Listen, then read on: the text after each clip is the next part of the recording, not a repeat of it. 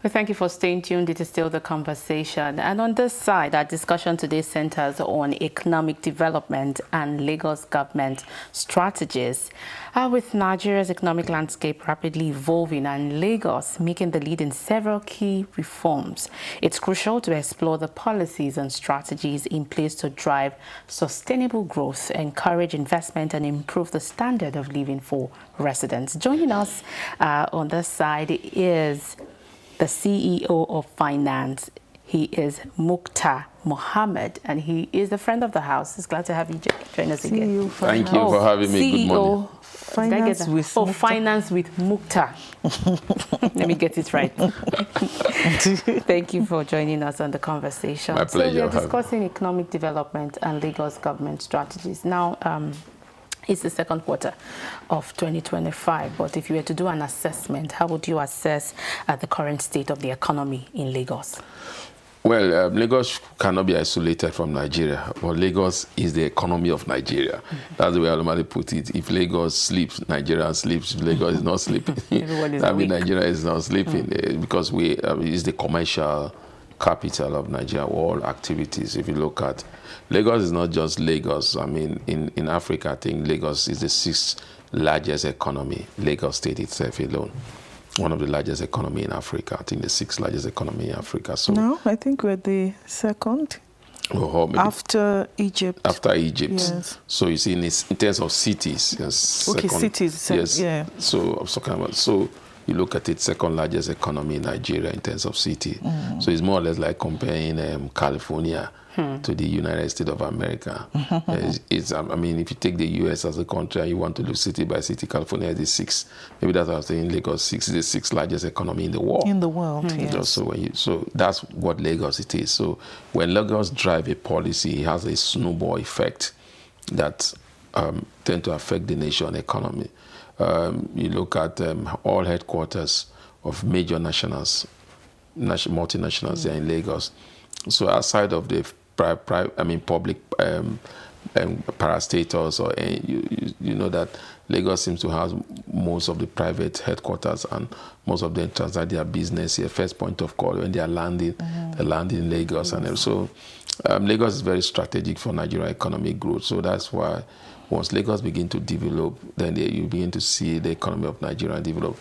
One area that I think Lagos has improved in the second quarter of the year, looking from the first quarter now we get into the second quarter, is in the area of infrastructure and security. That's a key for businesses to grow, infrastructure. But first of all, security, because nobody wants to come and establish business in your place when it is not secure. Then infrastructure on how to grow your business. What is those infrastructure? Do you have the infrastructure? Do you have the manpower? Do you all this stuff to come with business infrastructure? Then you begin to talk about the people itself, the availability, the profitable business, the population, how well they are hard to take opportunity of your goods and services. So when you look at that, you know that Lagos is the epic center of that. And so that's why a lot of businesses who once have their headquarters in Lagos, from Lagos they can branch out to every part of the country. So in second quarter, I think they've done well infrastructure-wise. We're seeing that work in security is fantastic. Infrastructure is developing by the day. A lot of construction, even if it costs some inches here and there. But again, I think they've done well.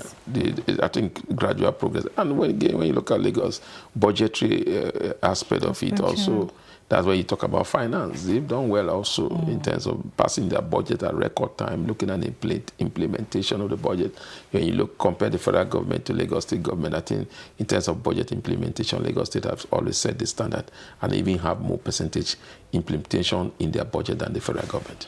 Okay, from what you have said, you know, many will agree with you that, you know, Lagos does really set the standard, but, you know, Lagos will always come with its own challenges, especially for economic growth. I'd like you to, you know, highlight some of these challenges that, you know, Lagos faces in terms of economic growth. One is infrastructure. And, you know, I've talked about infrastructure. Infrastructure is not just the road network. Transportation also is there. Traffic management is there. Also, availability of funding to grow business is also there. I think the greatest challenge that Lagos has as it stands now is more or less in terms of infrastructure, transport infrastructure, modernized transport infrastructure.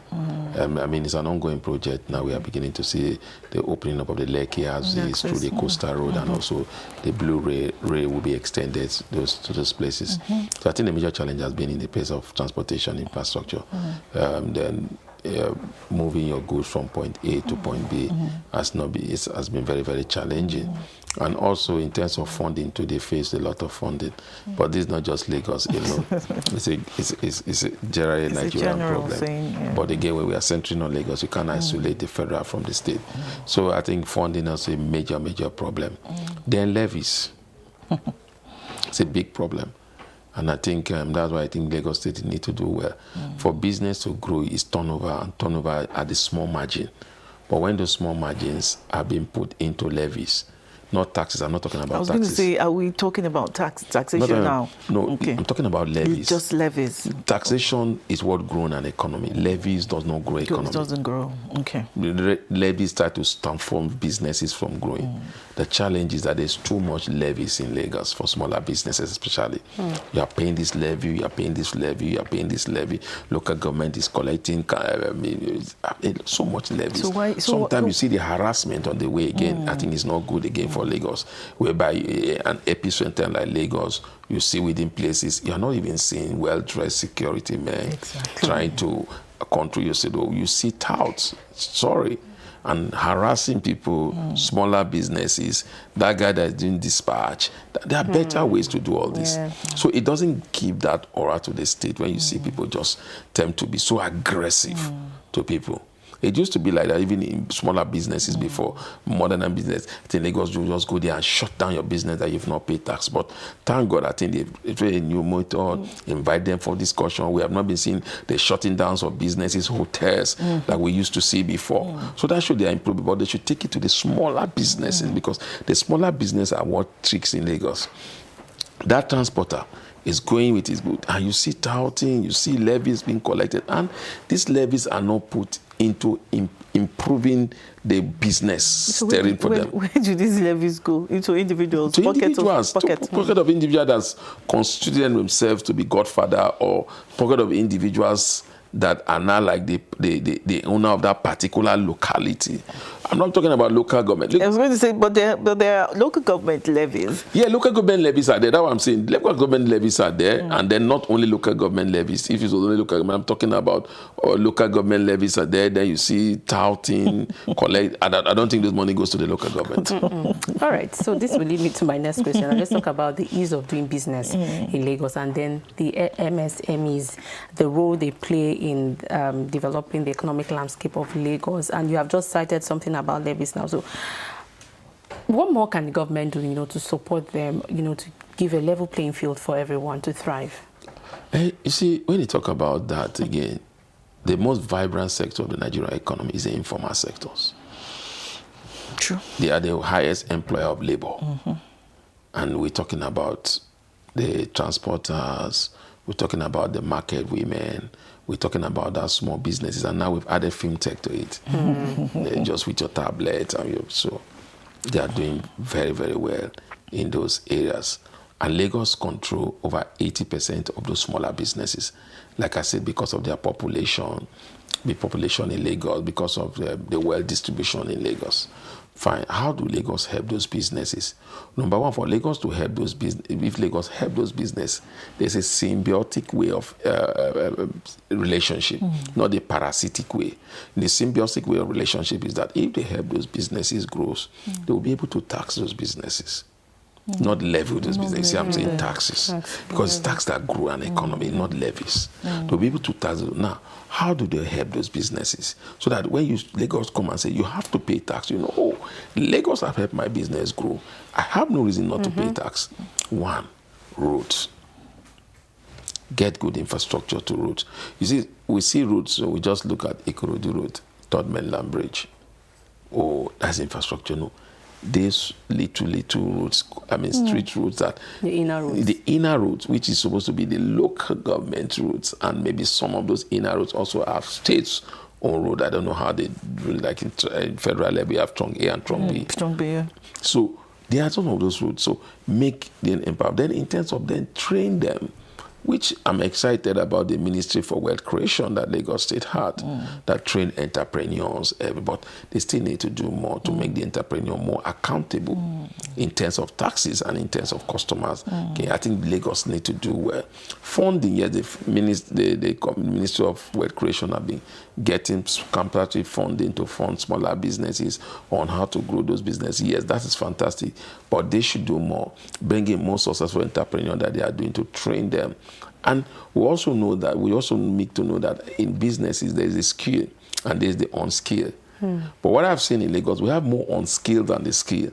So Lagos should begin to move towards training those unskilled by opening up vocational training centers for them. Education has gone beyond being in the classroom, reading and writing. But how many people are, sorry to cut you there, how many people are willing, to accept these vocational skills when they put them out there?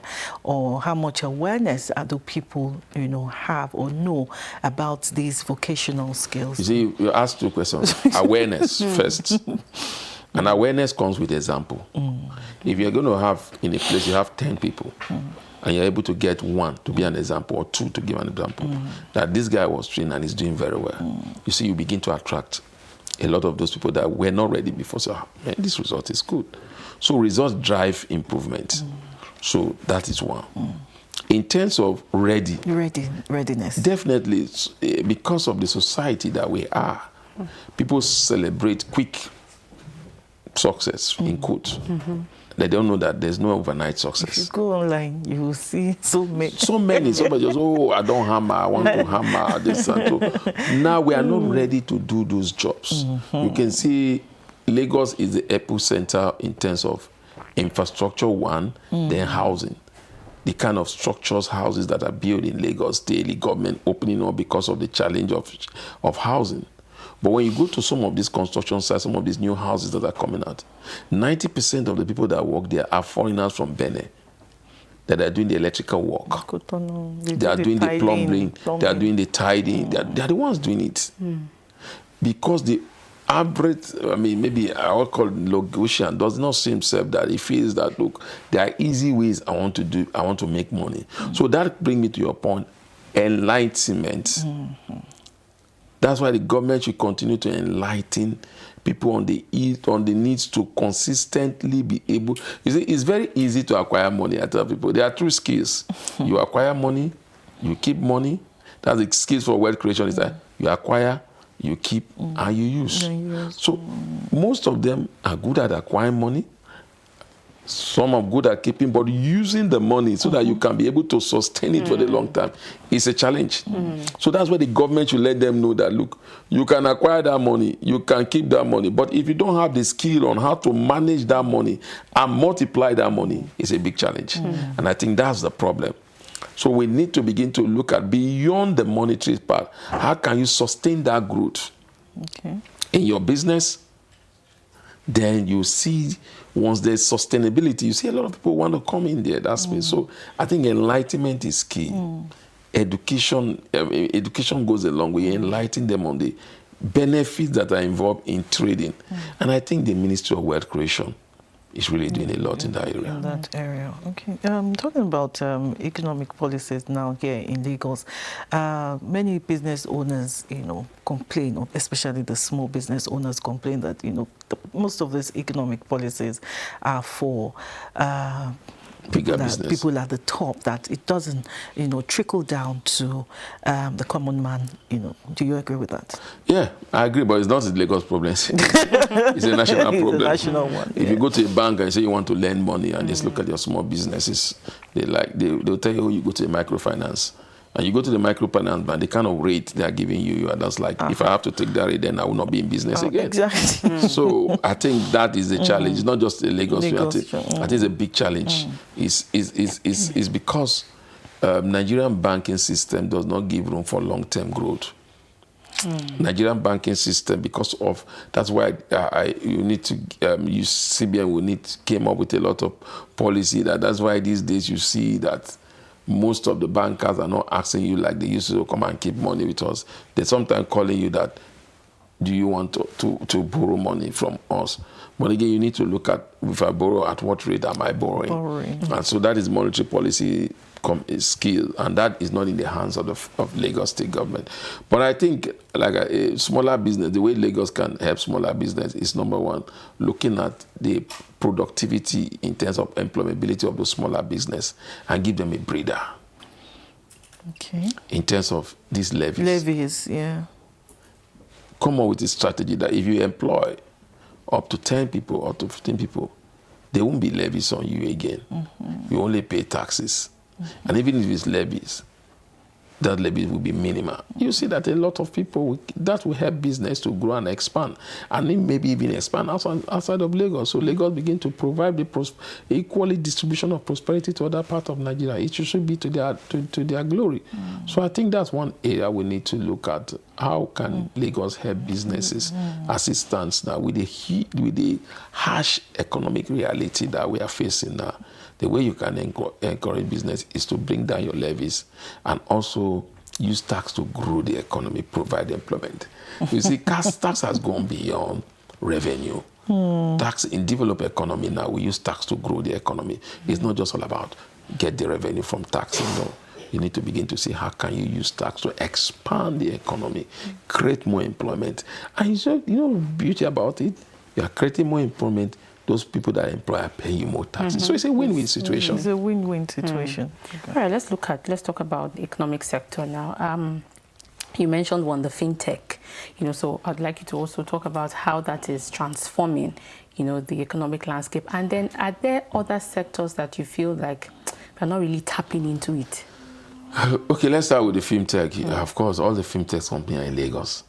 They started and they are doing very well. I'm sure most negotiants, even up to 80% of negotiants, have one business with some of these fintech companies or the other, especially if you have ones that look quick in terms of account openings.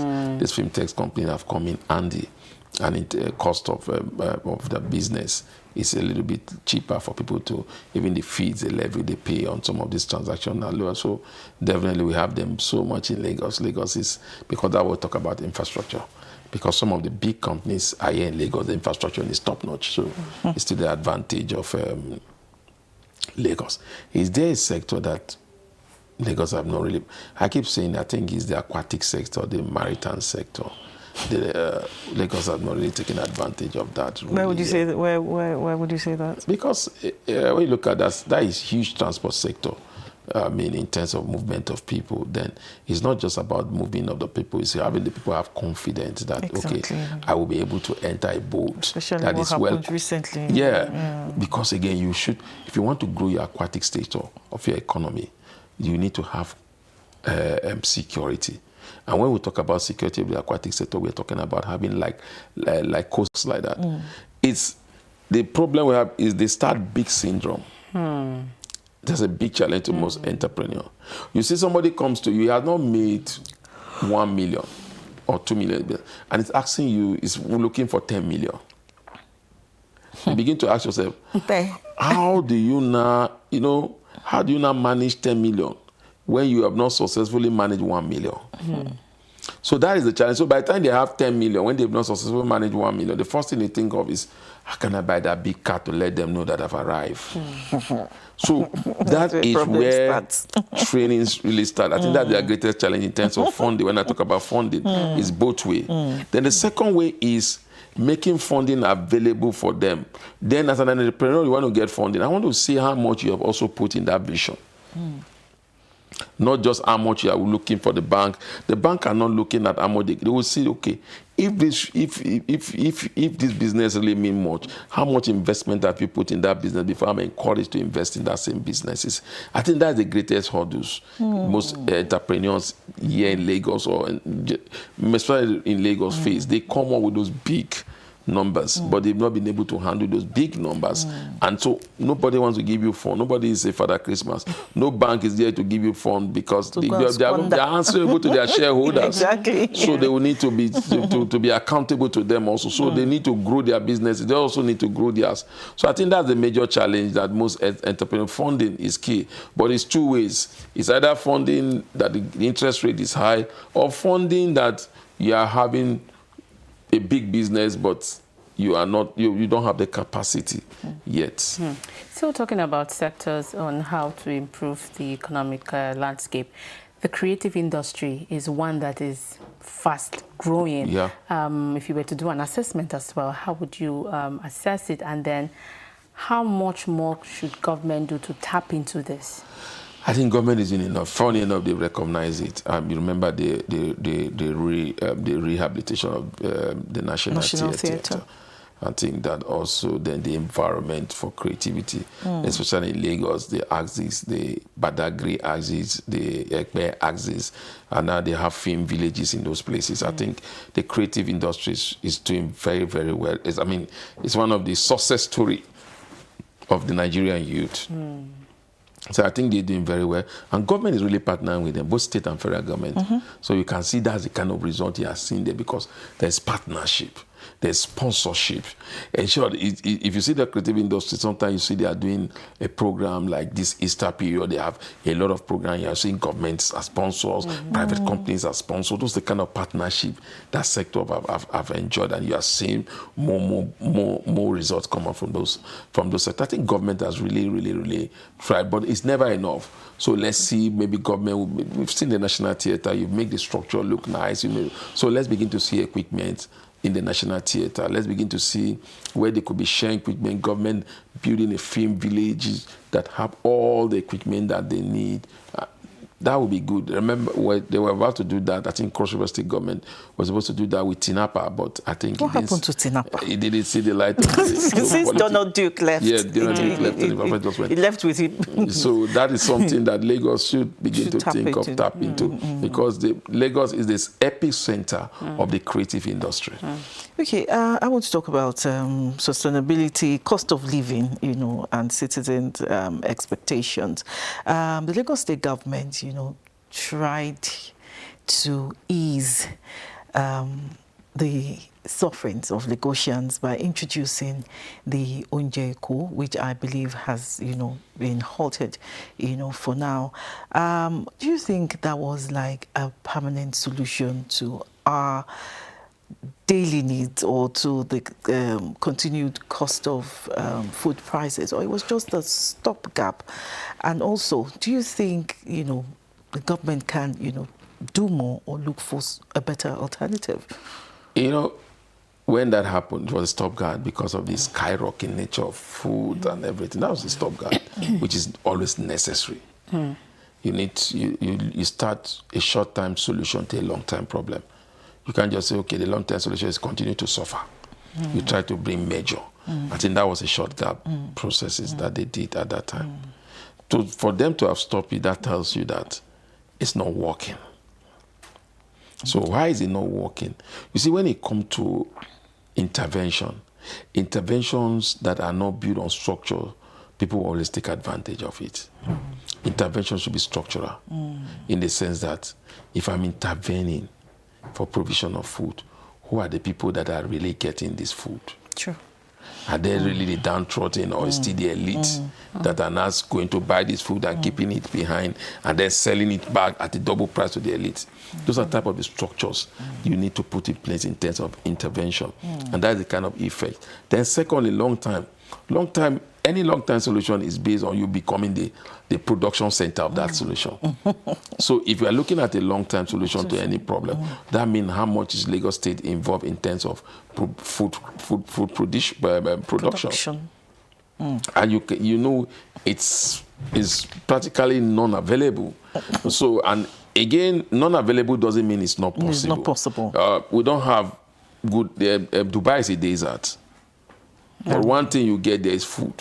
Food is cheap in Dubai. So what do? Lagos have done that with Kebbi, whereby they have the Kebbi rice that used to come to Lagos. Now, what do you do next? we need yams. A 50% of yam is Benue State. How does that partnership work? Palm oil.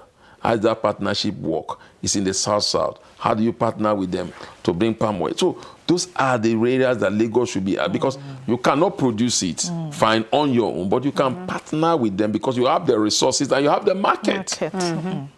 So I think that is the solution. The solution is not, it's like when you tell somebody that you don't just teach person how to, don't just give them food to eat or give them fish. Teach them how to teach them how to fish.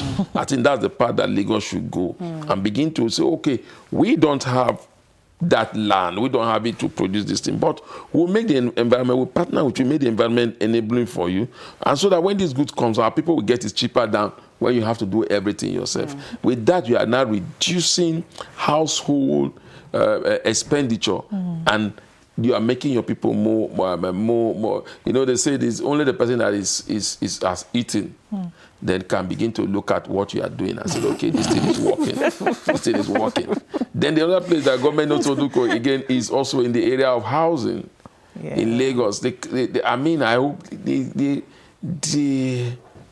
rent is it's another talk for another day. It's becoming something because you just see people raise rent by 100%, 150%, and there is no really law government. People want to sell a property in an area is telling you 200 million. How can you afford that? In civilized countries in the world, when you go to cities like Lagos, if you want to become the benchmark, we are saying, want to be among one of the best cities in the world, in a particular areas, you know how much lands or house can go, because that is not fixed. But that is what is intended, because government will intervene.